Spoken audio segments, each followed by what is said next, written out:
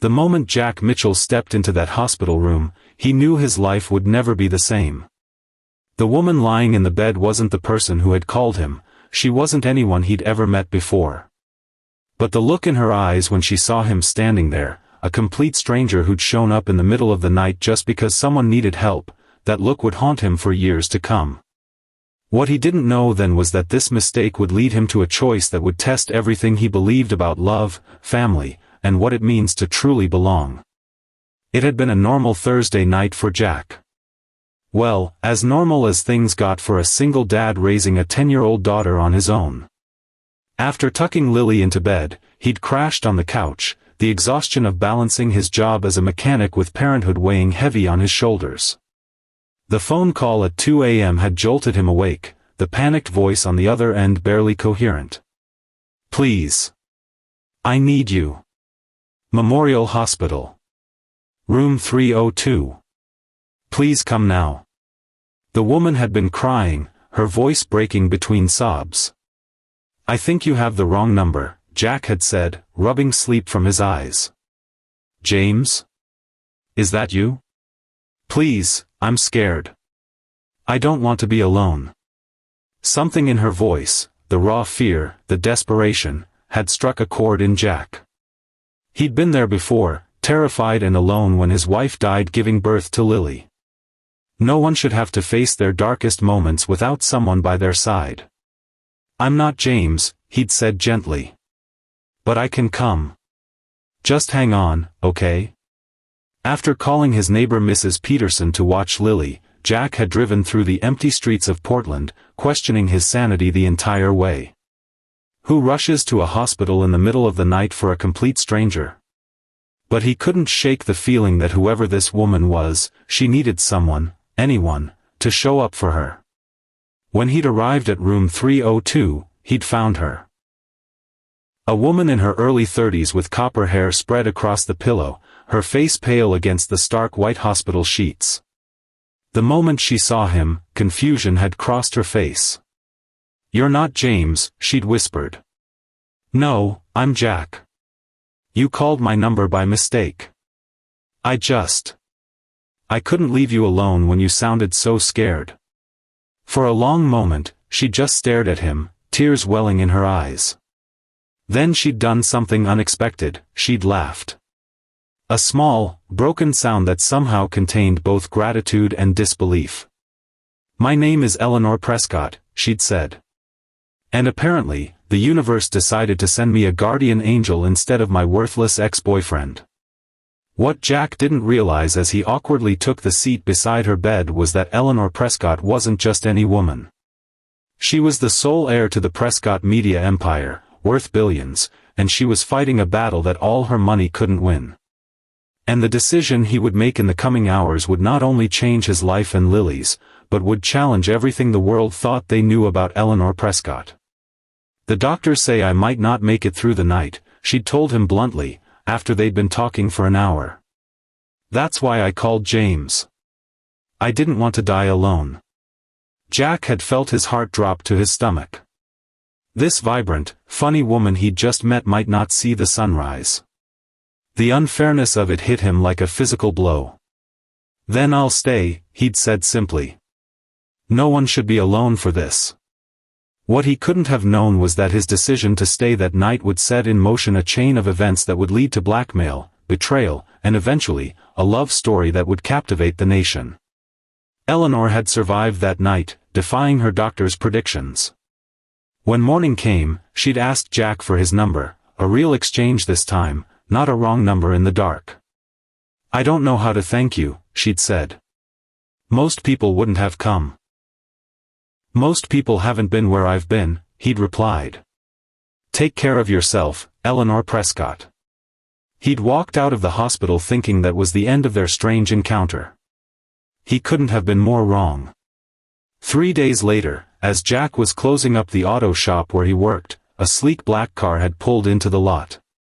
The driver, a stern-looking man in a suit, had approached him with an envelope. "Ms. Prescott requests your presence at her home tomorrow evening at 7 p.m. The address is enclosed. She said to tell you it's important." Jack had almost declined. His life was complicated enough without getting involved with a billionaire heiress with health problems. But curiosity, and if he was honest with himself, concern for Eleanor, had won out.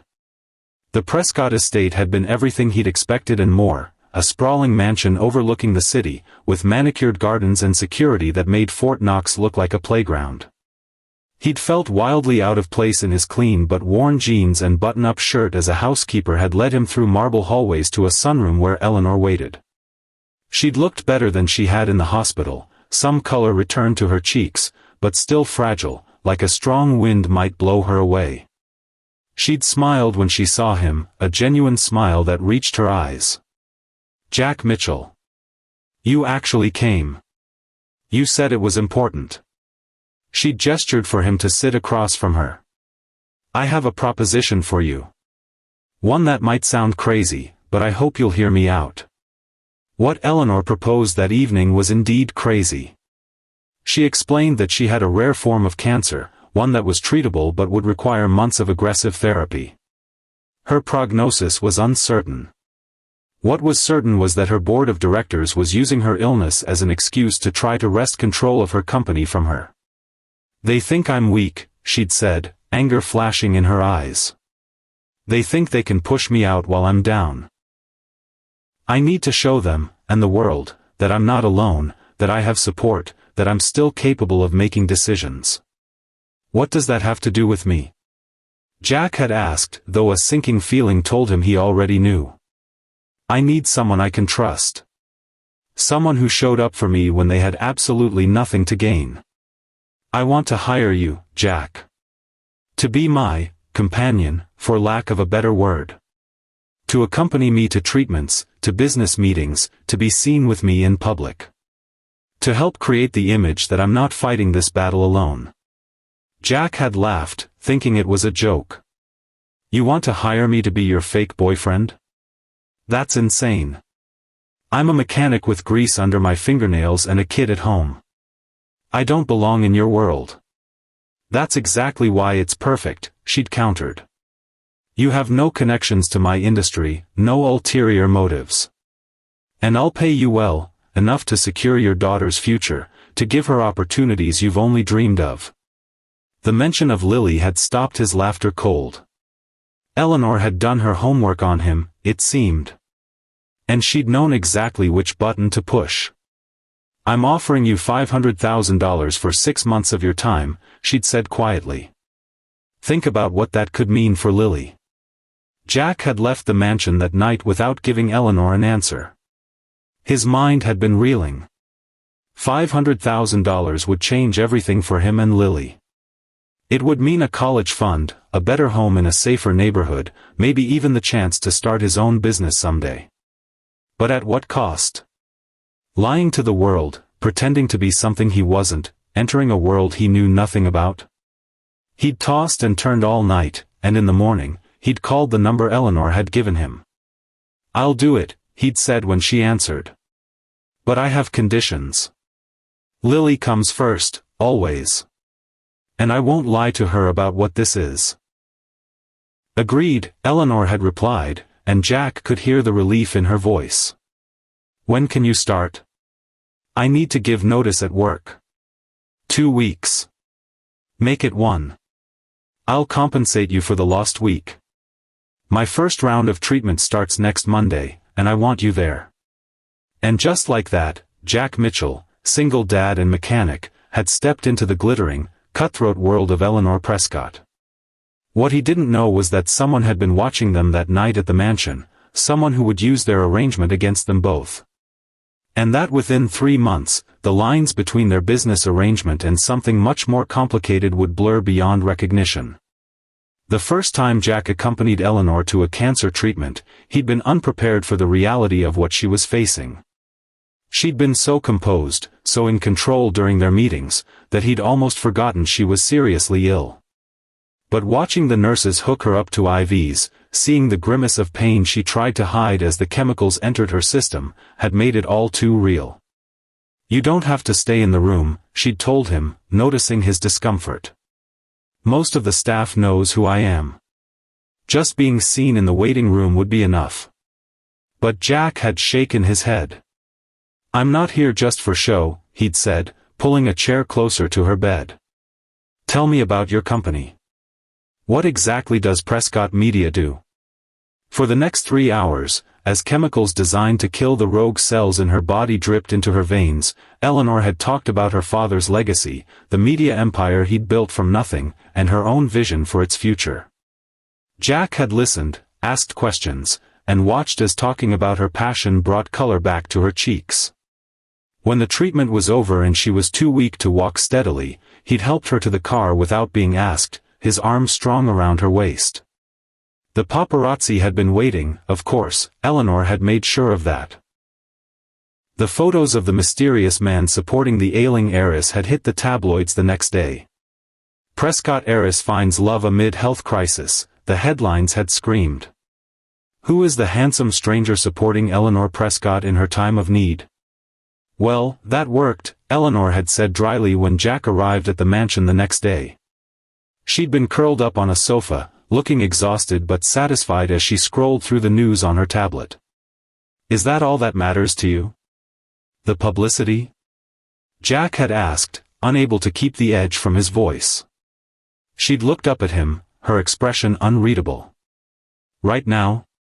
"Yes. My board meeting is tomorrow, and these photos just strengthened my position considerably.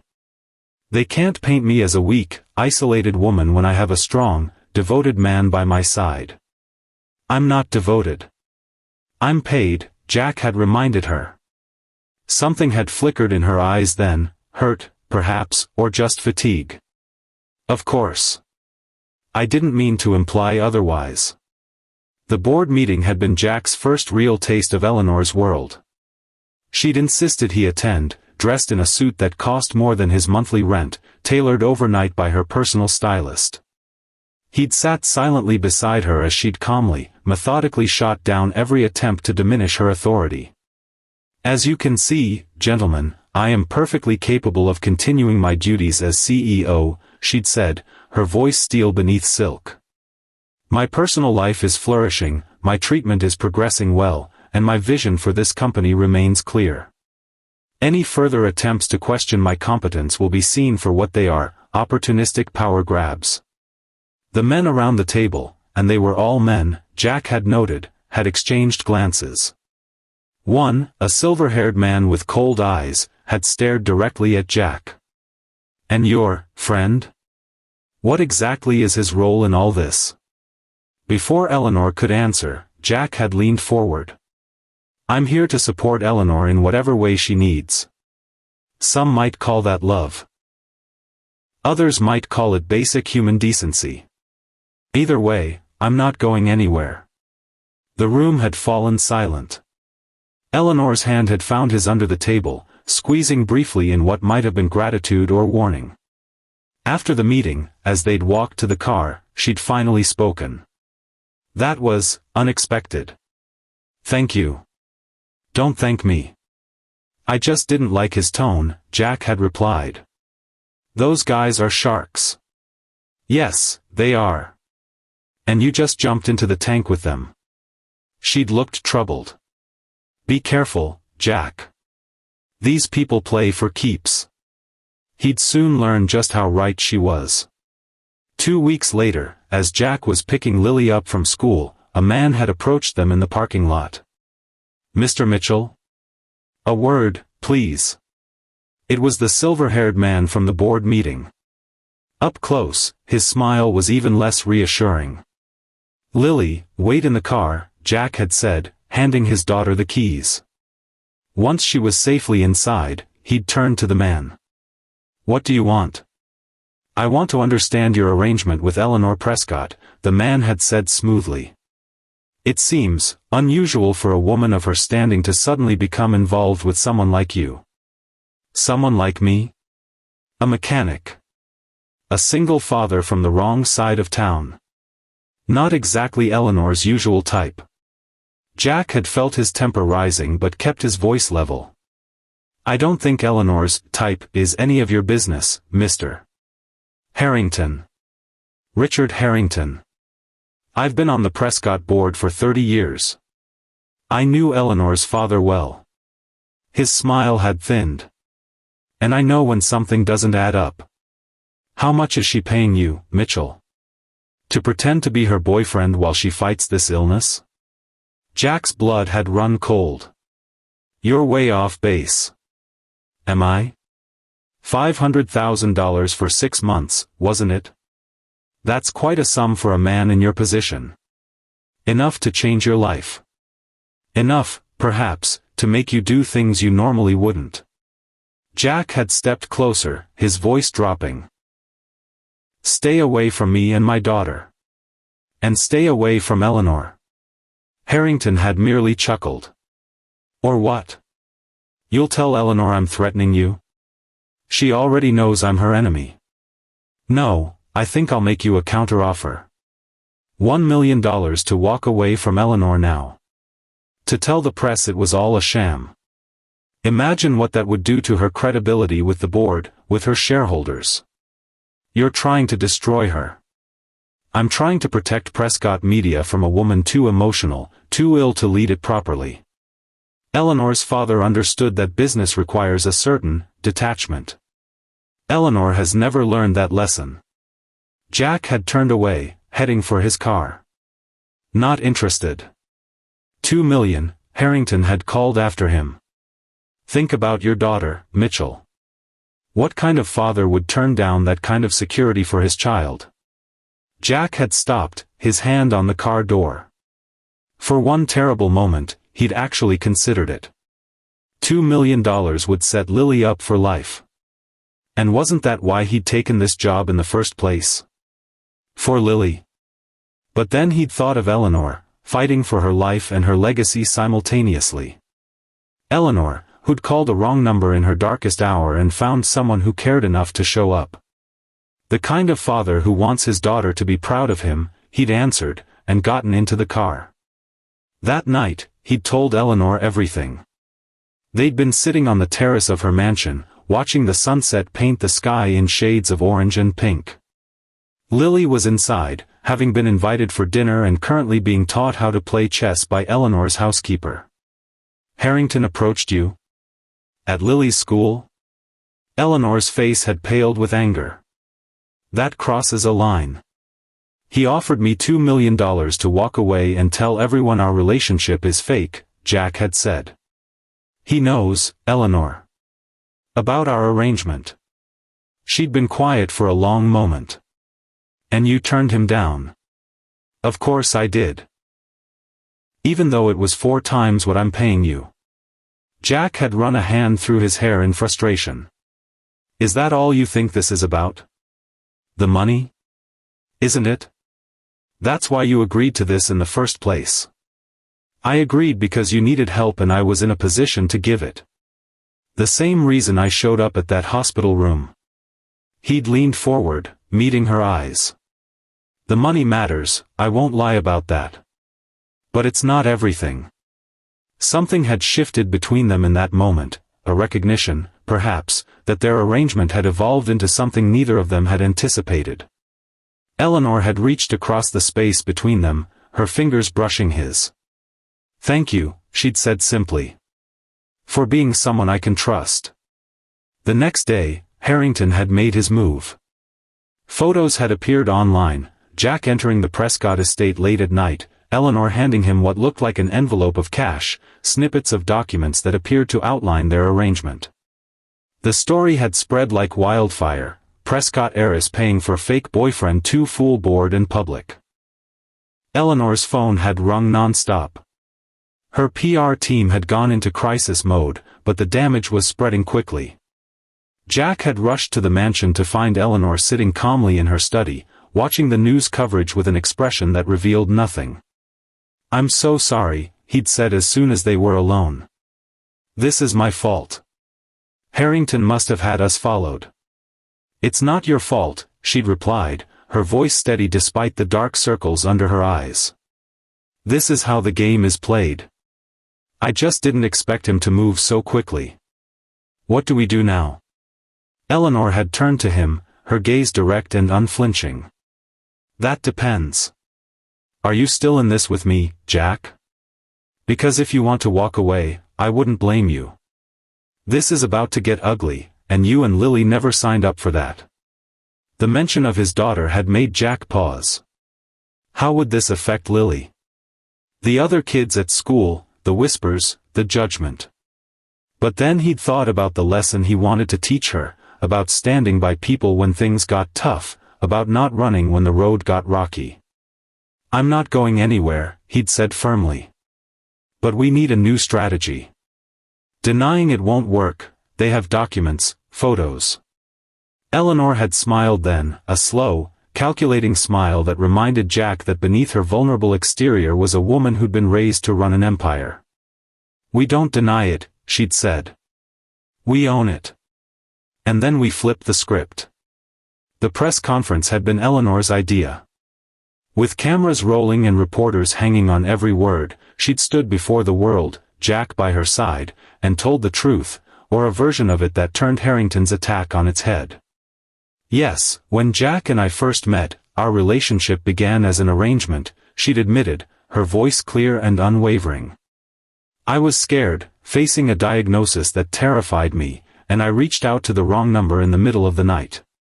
But instead of hanging up, this man, this extraordinary man, showed up at my hospital room. A complete stranger who came because someone needed him. She'd looked at Jack then, and the emotion in her eyes hadn't been feigned. After that night, yes, I offered Jack a position as my companion during my illness. I needed someone I could trust, someone with no connections to my world or its politics. What I didn't expect was how quickly this arrangement would become something real, something true. Jack had taken her hand then, a gesture that had started as support but had felt like something more. The money was never the point, he'd said, speaking directly to the cameras. The point was that sometimes, people need other people. Even billionaire heiresses. Even single dads from the wrong side of town. The press had eaten it up. The narrative had shifted overnight from scandal to love story, the billionaire and the mechanic, finding each other through a wrong number and a midnight act of kindness. #wrong number right love had trended for days. Harrington had been furious, of course. His plan to discredit Eleanor had backfired spectacularly. The board, sensing which way the wind was blowing, had publicly reaffirmed their confidence in her leadership. But Jack knew the battle was far from over. What he hadn't expected was how the line between pretense and reality would continue to blur. As Eleanor's treatments progressed, as he spent more time at the mansion, as Lily became a regular visitor who brightened Eleanor's darkest days with her chatter and energy, the arrangement had begun to feel less like an act and more like life. The night everything changed had been ordinary in many ways. Eleanor had just finished a particularly brutal round of treatment. Jack had brought dinner, takeout from her favorite Thai restaurant, and they'd eaten in the small sitting room adjacent to her bedroom, where she could rest comfortably. The doctors say the treatment is working, she'd told him, picking at her pad thai. The tumors are shrinking. That's amazing news, Jack had said, relief washing over him. We should celebrate. Let's not jinx it, she'd replied, but she'd been smiling, a real smile, not the camera-ready one she wore for the public. But yes, it's good news. For the first time, I'm starting to believe I might actually beat this thing. They'd talked for hours that night, about everything and nothing, Lily's science project, the classic car Jack had been restoring in his limited spare time, Eleanor's plans for expanding Prescott Media's digital platforms. Somewhere in the middle of it all, Eleanor had fallen asleep, her head resting against Jack's shoulder. He'd sat there, not moving, watching the steady rise and fall of her chest, the way her copper hair caught the lamplight, the vulnerability in her sleeping face. And he'd realized, with a clarity that took his breath away, that he was in love with her. Not the arrangement, not the fantasy they'd created for the world, but her, Eleanor Prescott, with all her strength and fear and determination. The realization had terrified him. This wasn't part of the deal. This wasn't supposed to happen. And even if by some miracle she felt the same way, what then? They came from different worlds. Her life was board meetings and galas and private jets, his was oil changes and parent-teacher conferences and clipping coupons to make ends meet. He'd gently extricated himself, laying her down on the sofa and covering her with a throw blanket. As he'd turned to leave, her hand had caught his wrist. "Stay," she'd murmured, her eyes still closed. "Please, Jack. Just stay." And he had, sitting in the armchair across from her, watching over her as she slept, his heart full of a feeling he had no right to have. The next morning, Eleanor had been different, more distant, more formal. Jack had wondered if she'd sensed the shift in him, if she was trying to re-establish the boundaries of their arrangement. "I think we should take Lily to the beach house this weekend," she'd said over breakfast, not quite meeting his eyes. "The press has been quiet lately. It would be good to be seen out together, looking happy and normal." "Sure," Jack had agreed, trying to ignore the sting of her businesslike tone. Lily would love that. The beach house had turned out to be a sprawling oceanfront property on a private stretch of coastline. Lily had been beside herself with excitement, running from room to room, exclaiming over the view and the private pool and the home theater. "This place is sick," she'd declared, using her latest favorite slang term. "Can we live here forever, Dad?" Jack had laughed, but there had been an ache beneath it. "It's not ours, kiddo. We're just visiting." Eleanor, overhearing, had given him an odd look but said nothing. That evening, after Lily had finally exhausted herself and gone to bed, Jack and Eleanor had sat on the deck overlooking the ocean, a bottle of wine between them. Eleanor had been cleared to have a glass occasionally, and tonight she'd indulged, her cheeks flushed with color that had nothing to do with illness. "Lily asked me something interesting today," she'd said, breaking a comfortable silence. "She asked if I was going to be her new mom." Jack had nearly choked on his wine. "I'm sorry about that. Kids her age, they get ideas." "I told her I didn't know," Eleanor had continued, as if he hadn't spoken. "Because that would be up to you, and to her, and to me. And none of us have really talked about what happens when our 6 months are up." Jack had set down his glass, his heart hammering. "Eleanor. Our arrangement ends next month," she'd said, her voice carefully neutral. "The treatments are working. The board is firmly back in my corner. Harrington's been neutralized, at least for now. You'll get your final payment, and you and Lily can go back to your lives. Is that what you want?"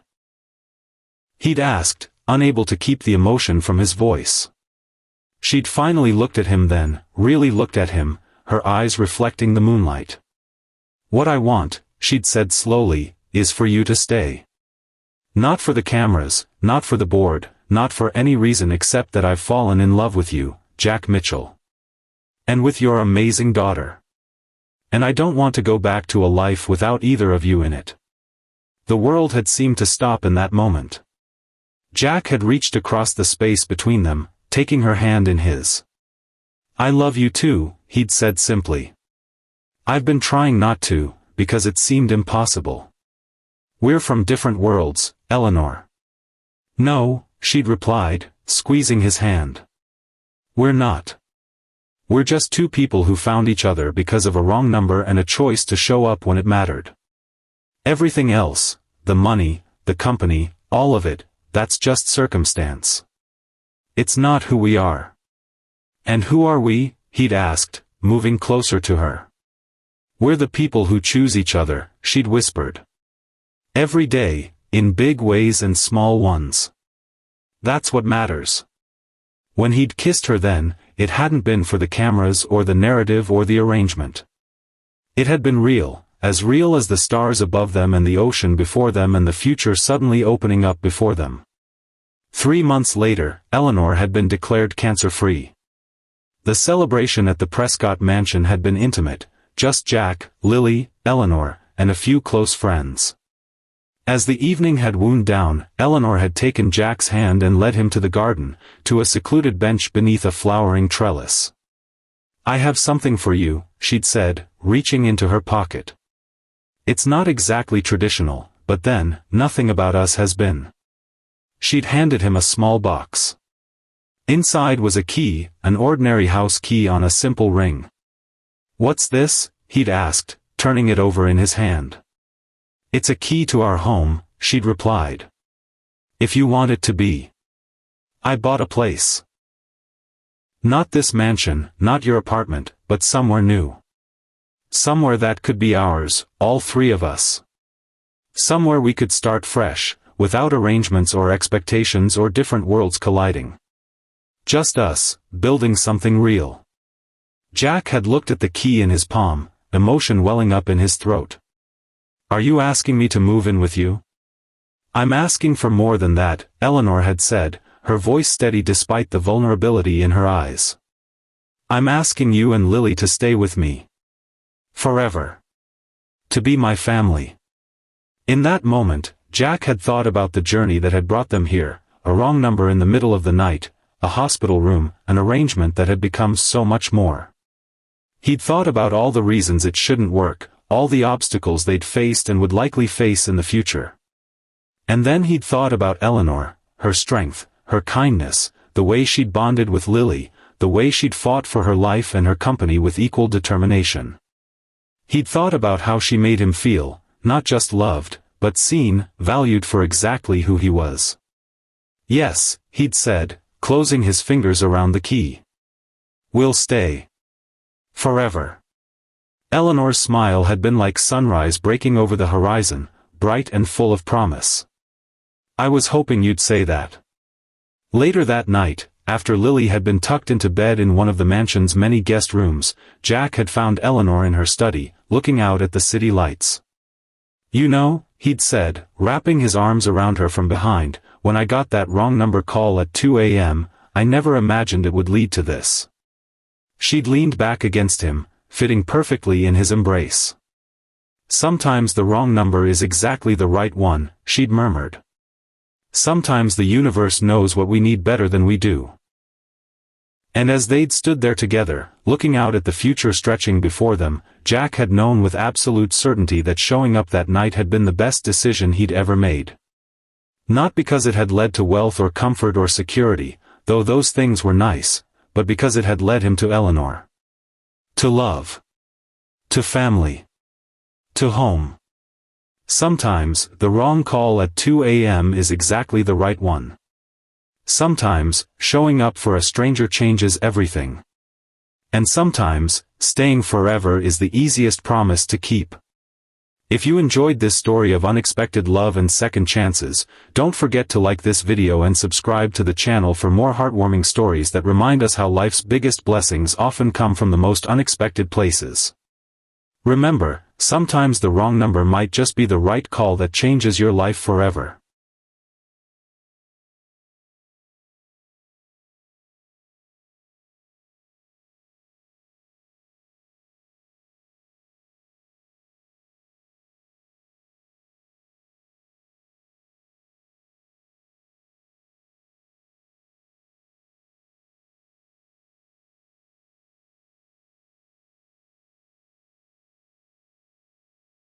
The CEO stood there in her $1,000 dress, diamond earrings catching the chandelier light, and made a promise that changed everything.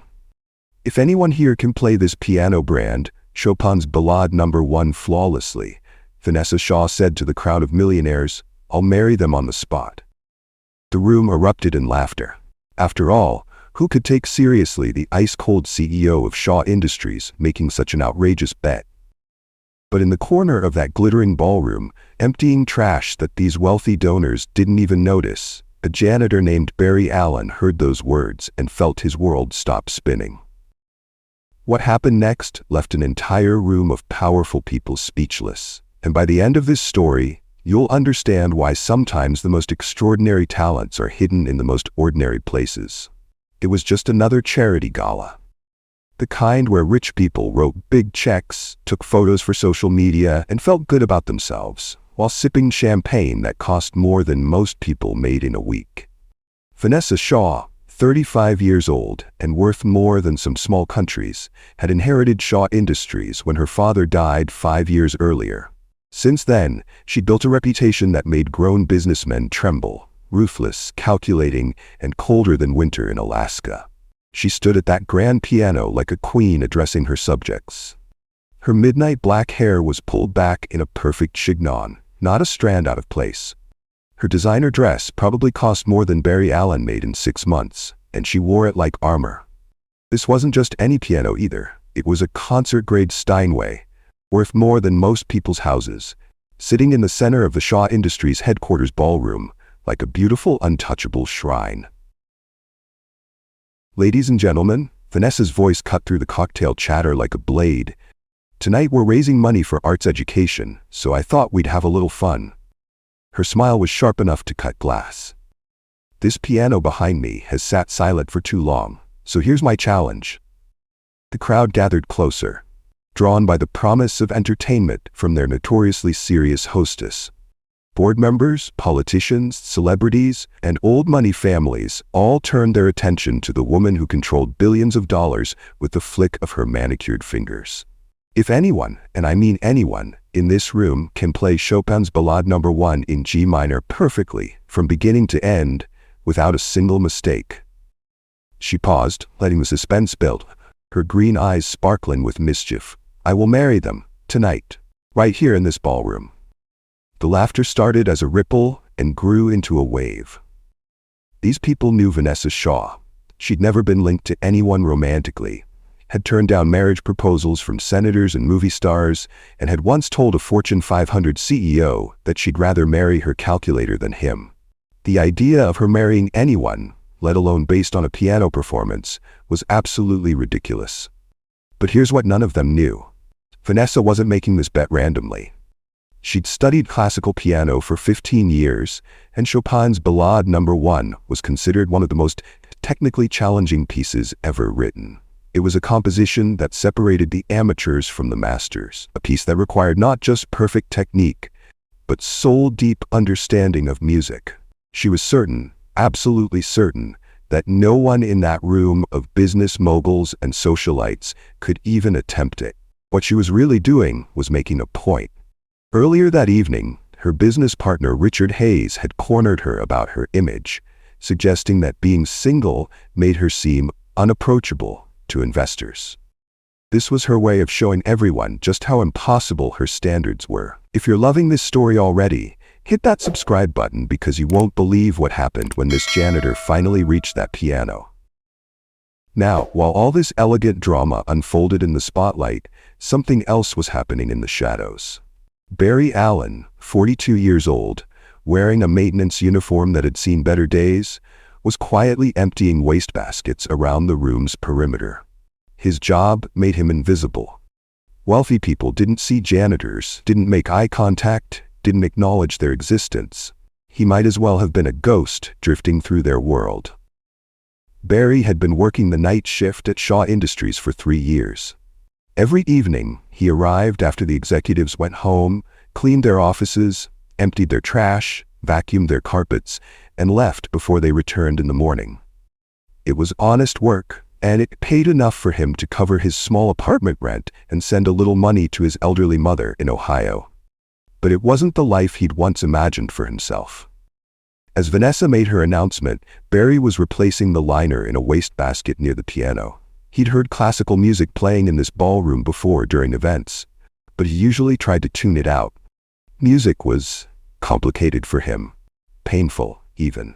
But when Vanessa said, Chopin's Ballade No. 1, his hands froze on the trash bag. He knew that piece. Oh, how he knew it. His eyes lifted from his work and found the piano. That beautiful, pristine Steinway seemed to call to him across the crowded room. For just a moment, the sounds of laughter and champagne glasses clinking faded away, and all he could hear was music. A melody that lived in his memory like a ghost that wouldn't rest. What would you have done if you heard someone challenge the one thing you used to be absolutely brilliant at, but hadn't touched in years, because it brought back too much pain?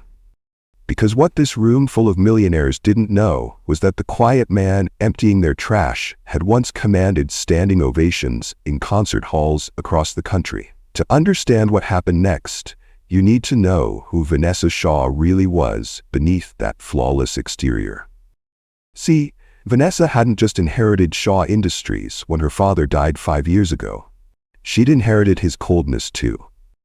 Charles Shaw had been a brilliant businessman, but a distant father, and he'd raised Vanessa to believe that emotions were weaknesses and people were either useful or obstacles.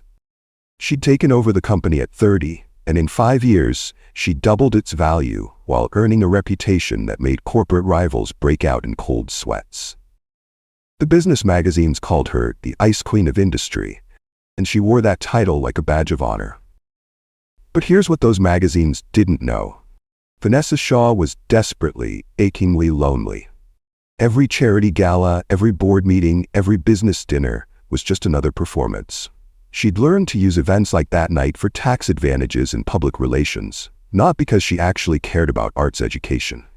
She'd write the check, smile for the cameras, and go home to her empty penthouse where the silence was so thick you could cut it with a knife. But there was one thing that had always been real in Vanessa's world: music. Her father had insisted on classical piano lessons from age 5, not out of love for music, but because refined people understood classical arts. She'd spent countless hours at the piano, and though she'd never admit it, those moments alone with Chopin and Mozart were the only times she'd ever felt truly free. That's exactly why she'd chosen Chopin's Ballade No. 1 for her impossible challenge. She genuinely believed that only someone with years of elite musical education could even attempt it. In her mind, music was the domain of the wealthy and educated, people like her. The idea that someone like a janitor could understand Chopin was simply inconceivable. Meanwhile, Barry Allen continued his quiet work around the ballroom, invisible to everyone except one person: Jennifer Walsh, the HR director. Jennifer was the only person in the entire company who treated Barry like a human being instead of a piece of furniture. She'd stop to chat when she worked late, ask about his mother, and always said good morning when their shifts overlapped. Jennifer had noticed things about Barry that others missed: the way he'd pause when classical music played in the elevator, how his hands moved sometimes like he was playing invisible keys.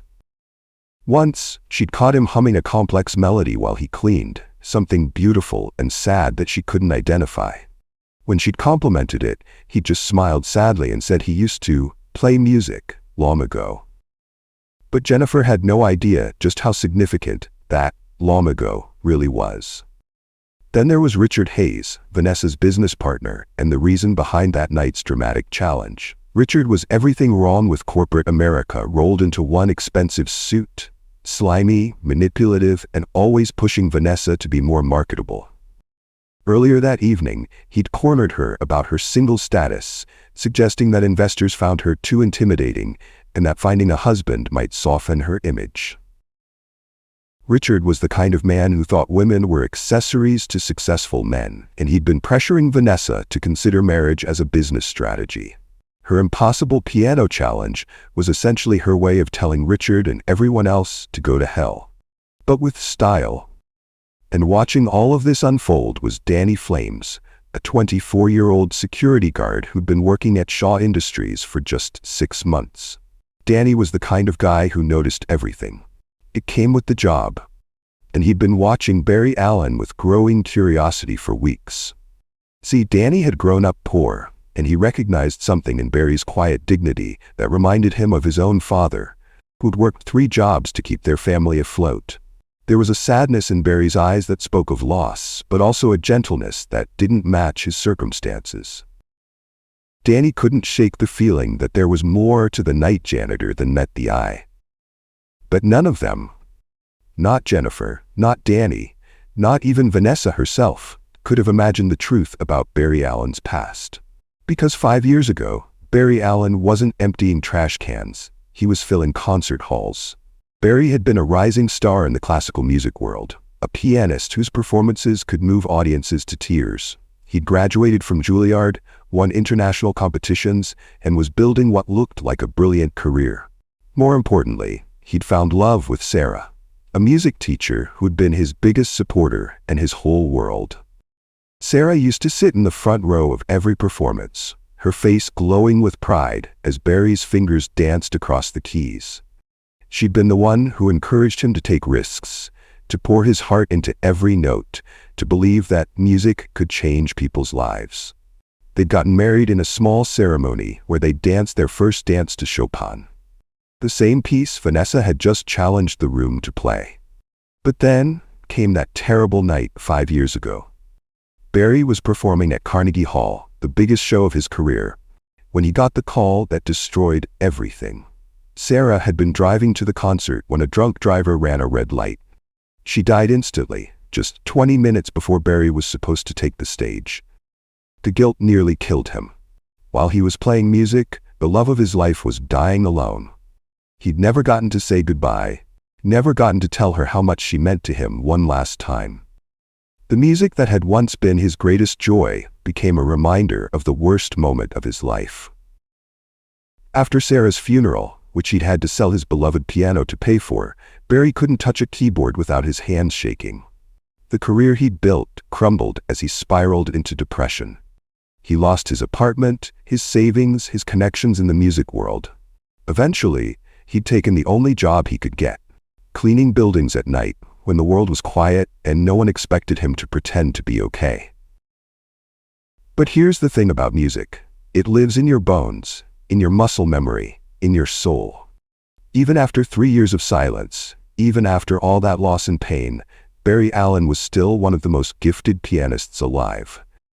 The question was whether he'd ever be brave enough to prove it, and that's when Vanessa's challenge reached a tipping point that no one saw coming.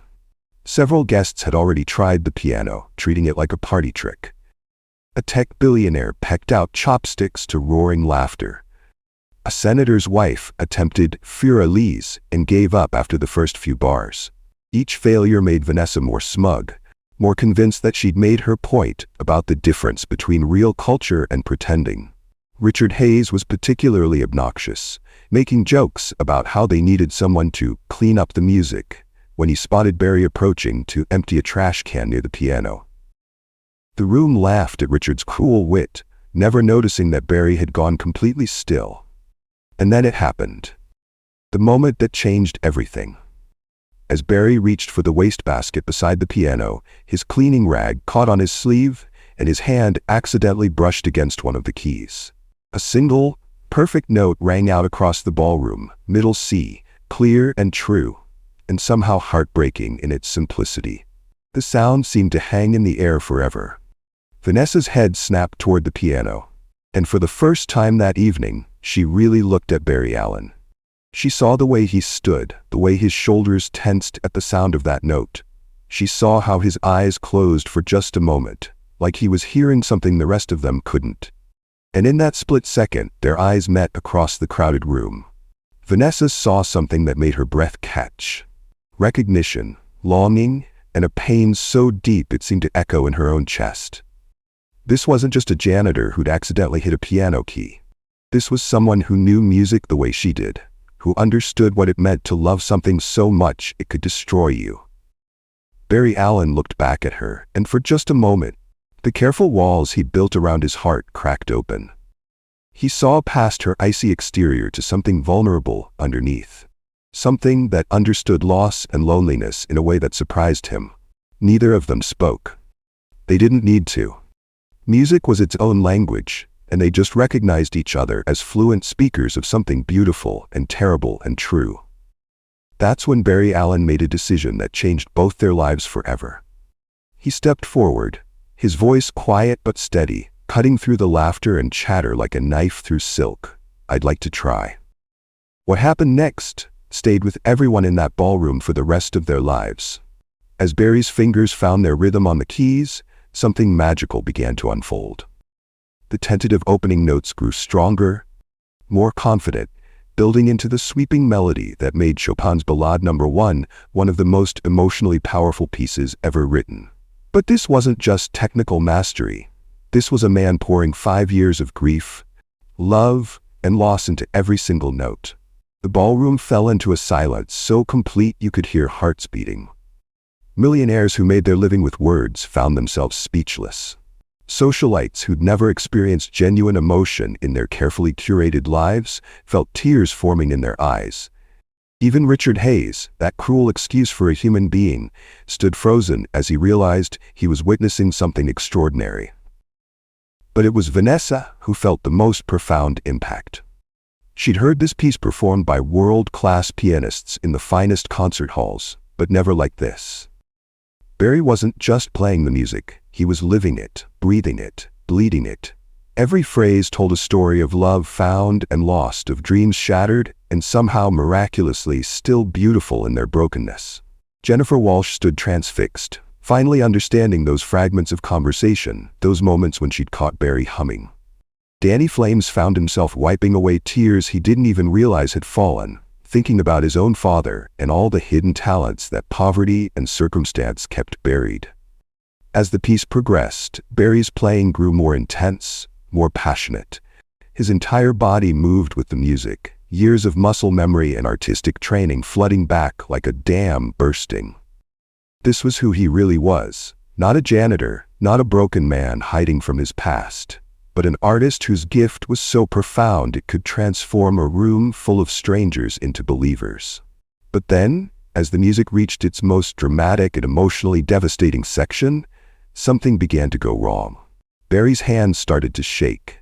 Not from technical difficulty, he could play this piece in his sleep, but from the weight of memory crashing down on him.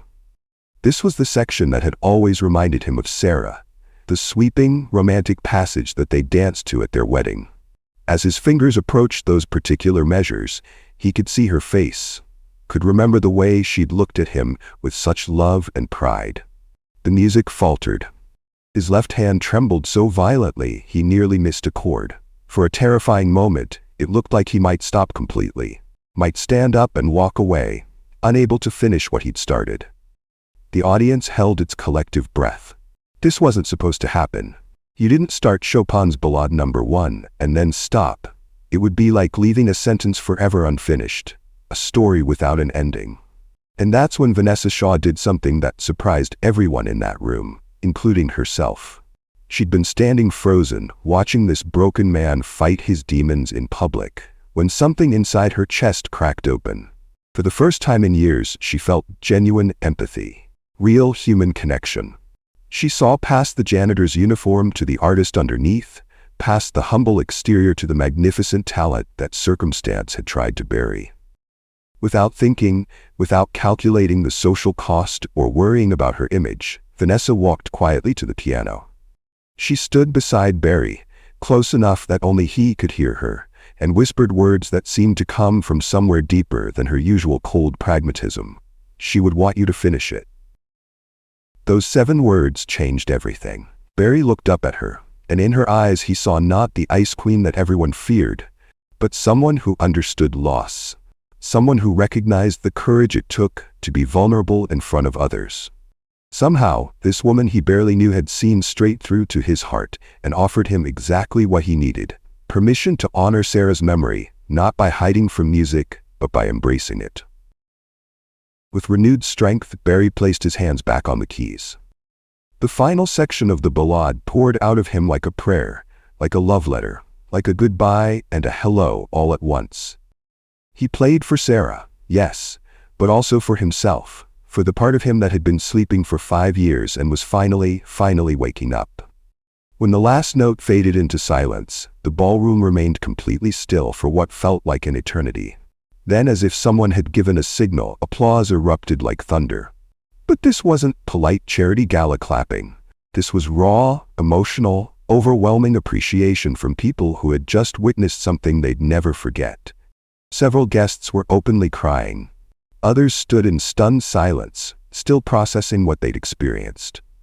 Even the waitstaff had stopped their work to listen, and some of them were wiping their eyes with their aprons. Vanessa stood beside the piano, tears streaming down her face for the first time in years. She'd made a promise, and now she had to face what that meant.